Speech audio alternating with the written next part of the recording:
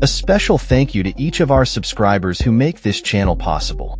Here's today's story. In a dramatic turn of events, Mexico City witnessed a fierce protest on Friday as hundreds rallied against the rising tide of gentrification and mass tourism that has been reshaping their neighborhoods. The demonstration, which began peacefully in the vibrant areas of Condesa and Roma, quickly escalated into violence when a small faction of protesters turned to vandalism, smashing windows and looting high-end businesses.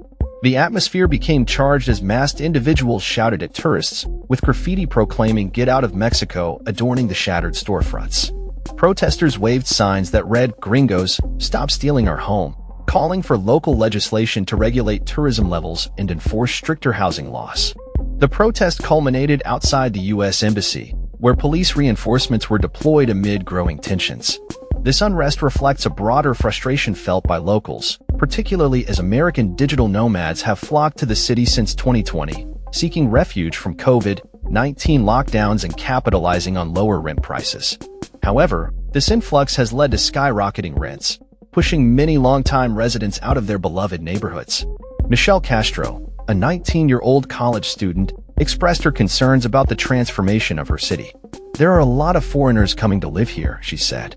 "Many say it's xenophobia, but it's not. It's just that so many foreigners come here. Rents are skyrocketing because of Airbnb. Rents are so high that some people can't even pay anymore." The discontent in Mexico City mirrors protests across Europe, where cities like Barcelona, Madrid, Paris, and Rome are also grappling with the challenges posed by mass tourism.